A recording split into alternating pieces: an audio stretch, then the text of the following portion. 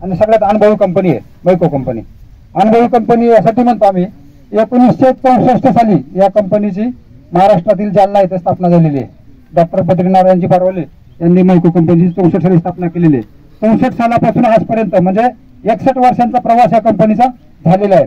या 61 वर्षाच्या प्रवासामध्ये अनेक कंपन्या आल्या, अनेक कंपन्या गेल्या, पण मैको आज बाजारामध्ये टिकून आहे. याचं कारणच की मैको कंपनीने केलेलं बियाणं हे अत्यंत दर्जेदार आणि काटेकोर चाचण्या करूनच ते बियाणं शेतकऱ्यांना उपलब्ध करून दिलेलं जातं. तर मैको ही भारतातील खाजगी क्षेत्रातील सगळ्यात जुनी आणि अनुभवी कंपनी आहे. या कंपनीकडे विविध प्रकारचे शास्त्रज्ञ आहेत, म्हणजे अत्यंत सुशिक्षित असे शास्त्रज्ञ आहेत, जे शास्त्रज्ञ नवनवीन जाती तयार करून त्या शेतकऱ्यांना उपलब्ध करून देतात. तर त्या जातींची काटेकोरपणे चाचण्या करण्यासाठी मैकोकडे अत्यंत सुसज्ज अशा बीज परीक्षण प्रयोगशाळा आहेत. बीज परीक्षण प्रयोगशाळेमध्ये त्या बियाण्यांच्या चाचण्या करूनच ते बियाणे शेतकऱ्यांना उपलब्ध करून दिलं जातं. भारतीय शेतकऱ्यांची शेतीविषयी गरजा, अडचणी, समस्या लक्षात ठेवून त्यावर तंत्रज्ञानाच्या सहाय्याने मात करणारी कंपनी आहे. सगळ्यात पहिल्यांदा बीटी कॉटन मैको कंपनीने बाजारामध्ये उपलब्ध करून दिलेलं होतं. तर हे जे मैको कंपनी आहे, या मैको कंपनीची विविध राष्ट्रीय तसंच आंतरराष्ट्रीय पुरस्कार देऊन दखल गेलेली आहे. हरित क्रांती घडण्यामध्ये मैकोचं मोठे योगदान आहे. तर बीटी कॉटन सगळ्यात पहिल्यांदा उपलब्ध करून दिल्याबद्दल मैको कंपनीला राष्ट्रीय जैव तंत्रज्ञान पुरस्कार, नॅशनल बायोटेक्नॉलॉजी अवॉर्ड पण मिळालेला आहे. 1998 साली जागतिक अन्न पुरस्कार, जो जगामध्ये दरवर्षी फक्त एका व्यक्तीला मिळतो, तो पुरस्कार सुद्धा मैको कंपनीने मिळालेला आहे. पद्मश्री सारखा पुरस्कार सुद्धा आमचे संस्थापक चेअरमन बद्रीनारायणजी बारवले यांना मिळाले आहे. असे अनेक पुरस्कार मैको कंपनीनं मिळवलेले आहेत. तर मैको ही कंपनी भारतामध्ये विविध प्रकारच्या राज्यांमध्ये, म्हणजे हरियाणामध्ये वेगळी पिकं आहेत, पंजाबमध्ये वेगळी आहेत, उत्तर भारतात वेगळी आहेत, खाली दक्षिण भारतात वेगळी आहेत. तर सर्व शेतकऱ्यांना वेगवेगळी पिकं म्हणजे भात, बाजरी, मका, कपाशी, गहू, भाजीपाला अशा अनेक पिकांमध्ये ही कंपनी काम करत असते. अनेक पिकांमध्ये वेगवेगळ्या जाती कंपनीकडे तयार आहे. तर आपल्या भागामध्ये जर मुख्य बोलायचं म्हटलं तर पावसाळ्यामध्ये कापूस आणि मका ही दोन पिकं आहेत.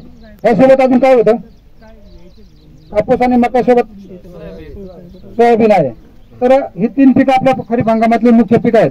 तर कापसामध्ये मैको कंपनीकडे अनेक जाती आहेत चांगलं विक्रमी उत्पादन देणाऱ्या. त्यामध्ये मुख्यत्वे जंगी, धनदेव, बाहुबली प्लस, नंतर जंगी, बौसर अशा 5-6 व्हरायटी आहेत. तर मी थोडक्यात तुम्हाला सांगतो, कापसाचं उत्पादन जर चांगलं यायचं असेल तर आपल्याला त्या वाणामध्ये काय काय गुणधर्म पाहिजेत.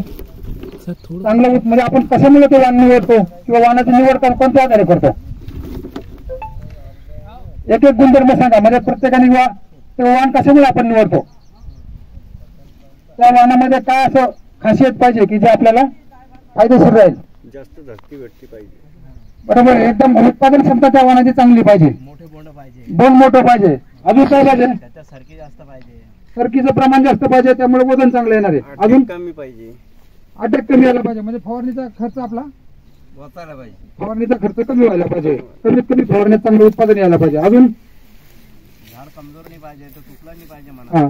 झाड दणकट पाहिजे, म्हणजे बोंड जरी लागले तरी झाड मोडलं नाही पाहिजे, त्यामुळे आपलं नुकसान व्हायला पाहिजे. हे जे मुख्य गुणधर्म तुम्ही सांगितलेले आहेत, तर हे सर्व गुणधर्म मैकोच्या बाहुबली प्लस, धनदेव प्लस, जंगी, बाउन्सर या वाहनांमध्ये आहेत. तसंच ह्या वर्षी अजून एक नवीन वाहन, म्हणजे शेतकऱ्यांसाठी एक खुशखबरी आहे की कालच एक आमच्या कंपनीचा निर्णय झालेला आहे आणि एक नवीन वाहन आपल्या शेतकऱ्यांसाठी, म्हणजे ज्यांच्याकडे हलकी जमीन असेल, ज्यांना लवकर येणारा कापूस लावायचा असेल, अशा शेतकऱ्यांसाठी हाय स्पीड नावाची एक नवीन जात येणार आहे. हाय स्पीड ऐकलं असेल नाव, कुठं हाय स्पीड? हाय स्पीड म्हणजे फास्ट तयार होणार आहे, लवकर तयार होणार. 2च व्यसनामध्ये तुमचा 75% कापूस तयार होईल तुम्हाला. हाय स्पीड नावाचं वाहन आहे. लवकरच ते आपल्याला विक्रीसाठी या खरीप हंगामामध्ये थोड्याफार प्रमाणामध्ये उपलब्ध होईल. परंतु हे जे बाकीचे रेग्युलर वाहन आहेत, बाउन्सर आहे, धनदेव प्लस आहे, जंगी आहे, बाहुबली प्लस आहे, तर या वाहनामध्ये बाहुबली प्लस नावाचं जो वाहन आहे तो फक्त थोडं जास्त अंतरावर लागवड करायची, कारण तो वाहन जो उभत न वाढता पसरत आहे, म्हणजे त्या वाहनाची जो घेर आहे तो जास्त आहे, त्यामुळे थोडंसं अंतर या वाहनाला जास्त ठेवा. बोंड एकदम मोठे, जवळपास 5.5 ते 6 ग्रॅम 7 ग्रॅम पर्यंत बोंड येते. वेचायला एकदम सोपा आहे, कापूस फुटायला एकदम मोकळा आहे. मावा, तुडतुडे, पांढरी माशीचा प्रादुर्भाव त्या वाहनांवर कमी होतो, म्हणजे फवारणीचा खर्च आपला कमी होतो. विक्रमी उत्पादन त्या वाहनाचं आपल्याला मिळत असतं. जिथे काही शेतकऱ्यांचा आम्ही सन्मान पण त्या वाहनांचा, ज्यांचं लागवड केली होती आणि चांगलं उत्पादन केलं होतं त्यांचा सन्मान इथे करणारच आहोत. तर एक झालं कापसाबद्दल. कापसासोबतच पुढील हंगामामध्ये आपण रब्बी खरीप हंगामामध्ये मका पण आपण लावणार आहात. तर मका पिकामध्ये मैको कंपनीचं मी आधीच सांगितलं शेतामध्ये की खरीप हंगामाला वेगळ्या जाती आहेत आणि रब्बी हंगामाला वेगळ्या जाती आहेत. तर आपण हे जे पाहिलं ते रब्बी हंगामाचे व्हरायटी पाहिलेले आहेत. आता हा जो वाहन आहे खरीप हंगामासाठी आमचा असणारा मैको कंपनीचे 2 वाहन आहेत. तुम्हाला जे माहिती पत्रक दिलेले आहे बघू बरं माहिती पत्रक.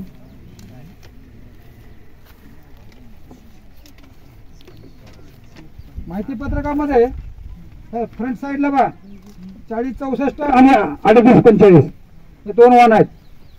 हे दोन्ही वाहन मैको कंपनीच्या वतीने खरीप हंगामासाठी शिफारस केलेले वाहन आहेत. तर हा जो 3845 नावाचा वाहन आहे तो फक्त खरीप हंगामामध्ये आपण देत असतो. त्या वाहनाची जी कणसं आहेत ती कणसं एकदम जाड आणि मोठी असतात. आता इथं जर पाहिलं आपण तर इथं आणलेली आहेत कणसं ते खरीप हंगामातले म्हणजे पावसाळ्यातली मका आहे फक्त पावसाळ्यासाठी.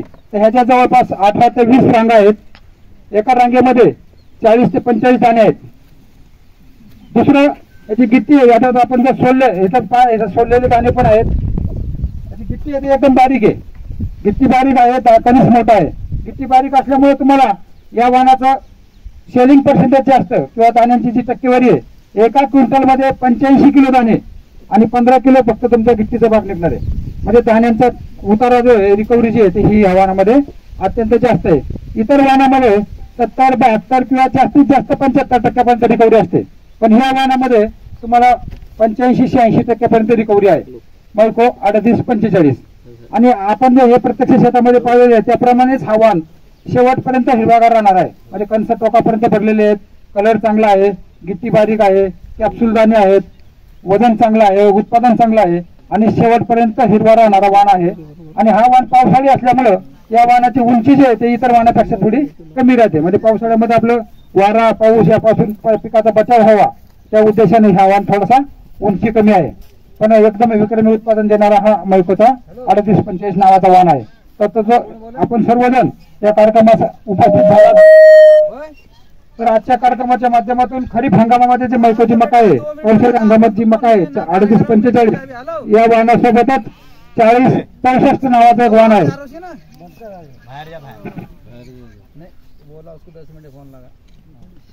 तर 3845 आणि 4064 दोन्ही वाहन पावसाळी हंगामातील मका लागवड करण्यासाठी आहेत. कापसामध्ये मी ज्या जाती सांगितल्या कापसामध्ये जंगी, धंदो प्लस, बाहुबली प्लस, बाउन्सर आणि नवीन वाहन कोणता सांगितला हाय स्पीड. तर हे नवीन वाहन आपल्याला उपलब्ध होणार आहे. आपण सर्वजण प्रगतशील शेतकरी म्हणून या कार्यक्रमासाठी आलेला आहात. आजच्या माध्यमातून मैको कंपनीच्या मका पिकाबद्दल आणि कापूस पिकाबद्दल ज्या काय आपल्याला माहिती मिळालेली आहे ती माहिती आपण आपल्या इतर शेतकऱ्यांना द्या जेणेकरून त्यांना सुद्धा या वाहनाचा वापर करता येईल. यानंतर आपल्याला काही प्रश्न किंवा काही शंका असतील तर विचारू शकता. त्या शंकांचं निरसन करण्याचा आम्ही इथं प्रयत्न करू. पवनच्या वतीनं आणि मैकोच्या वतीनं हार्दिक आभार मानतो. यानंतर मी माझे सहकारी विशाल ट्रेंग यांना मी विनंती करतो की पुढे कंटिन्यू करावं. धन्यवाद.